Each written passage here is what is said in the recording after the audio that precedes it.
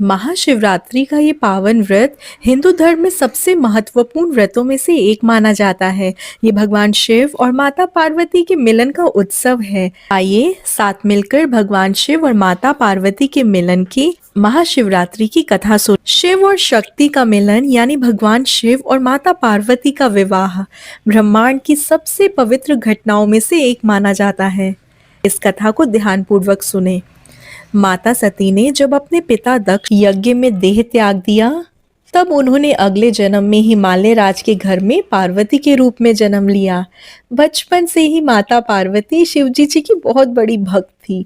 हमेशा शिवजी जी की भक्ति में लीन रहती थी और उन्हीं को अपने पति रूप में मानती थी और उन्हीं को अपने पति के रूप में पाना चाहती। शिवजी जी उस समय सती के विरह में घोर समाधि में थे। उन्हें जगाने और प्रसन्न करने के लिए माता पार्वती ने हजारों सालों तक कठिन तपस्या की।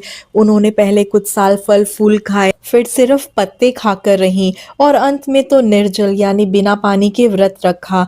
उनकी तपस्या से पूरा ब्रह्मांड कांपने लगा। माता पार्वती की इतनी कठोर तपस्या देखकर शिवजी जी ने पार्वती जी की भक्ति की परीक्षा लेने के लिए एक सन्यासी का रूप धारण किया और पार्वती जी के पास गए। उन्होंने शिवजी जी की बुराई करनी शुरू कर दी। तुम एक ऐसे व्यक्ति से विवाह क्यों करना चाहती हो जो शमशान में रहता है और गले में सांप लपेटता है?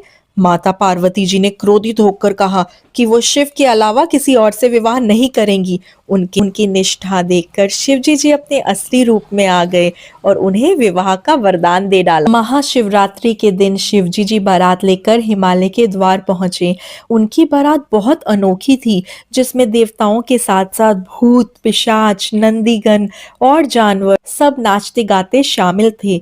शिवजी जी ने शरीर पर भस्म लगा रखी थी और मुंडों की माला पहन रखी थी। जब माता पार्वती की माँ मैना देवी ने शिवजी जी का ये भयंकर रूप देखा तो वह बहुत डर गई और बेहोश हो गई। तब माता पार्वती ने शिवजी जी से प्रार्थना की और कहा कि आप कृपा करके एक सुंदर रूप धारण करें। तब शिवजी जी ने एक अत्यंत सुंदर और तेजस्वी रूप धारण किया, जिसे चंद्रशेखर रूप कहा जाता है। इसके बाद विधि विधान से दोनों का विवाह संपन्न हुआ। ये मिलन पुरुष यानी कि शिव और प्रकृति यानी कि शक्ति के एक होने का प्रतीक है। इसके बिना सृष्टि का संचालन असंभव है। इस पवित्र मिलन की रात को ही हम हर साल महाशिवरात्रि के रूप में मनाते हैं। हर हर महादेव। आप तो ये कहानियां सुन ही रहे हैं, पर अपने बच्चों को भी ये कहानियां जरूर सुनाएं। अगर वो ये पुरानी गाथाएं और कथाएं सुनते हैं तो उनकी जड़ें मजबूत होती हैं। मैं हर रोज एक नई वीडियो के साथ आती हूँ। अगर अच्छी लगे तो लाइक, सब्सक्राइब एंड शेयर जरूर करें।